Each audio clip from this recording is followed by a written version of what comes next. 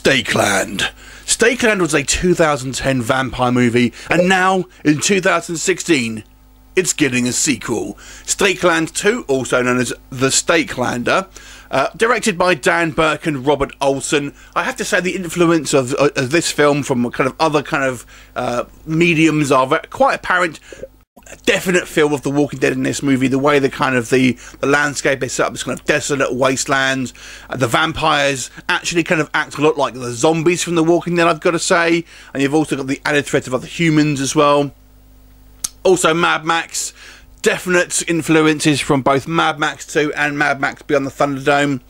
So the story here basically focuses on a few years after the original film, and we have Martin, who was a young orphan who was sort of taken under the wing by Mister, who is this kind of gruff vampire slayer.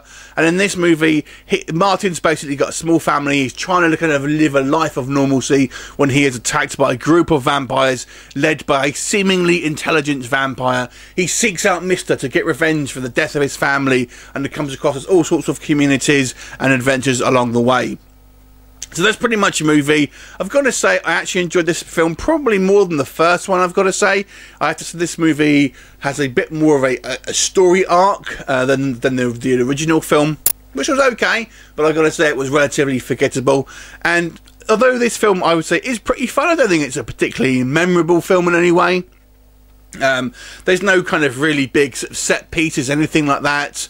And I don't feel I mean, Mister is this kind of like this mysterious kind of and gruff and kind of enigmatic vampire slayer, but he never really feels like he's got much personality, I've got to say. So, you know, it's a fun film, but I think it's not a particularly outstanding film in any way. That being said, I thought that this film movie had some great world building. I felt you really got a kind of a good sense of the world that these sort of characters are living in, and I kind of quite like the character of Martin as well. He makes quite a different type of leading man, so to speak. He's quite demure, and I kind of quite like the fact that we don't have this kind of typical kind of like hero type, so to speak. He's quite like almost like a Frodo Baggins type sort of character. The guy who played that, Elijah Wood, it's a little bit like that kind of a demure bloke, and you know, it's a little bit of more of an interesting way of doing things. Some of the story kind of lines don't really pay off for me. There's a kind of a feral kid in it, very much like Mad Max 2. That story kind of never really went anywhere for me, to be honest. But there's some decently staged action sequences, some kind of quite interesting characters. I would have liked to have seen a bit more development on the kind of maybe certainly the vampire leader. I felt was a little underserved, and maybe some of the kind of the Brotherhood, which is this kind of like religious order. Again, if you're not familiar with the first film and you're kind of watching this blind, I feel that could have done a bit more development. But overall, it's a solid and entertaining kind of action / horror movie.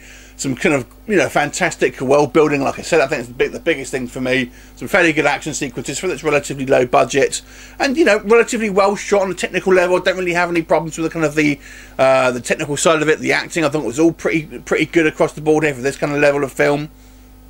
Overall, probably an above average film for me. I kind of enjoyed it. I actually like this better than the first one.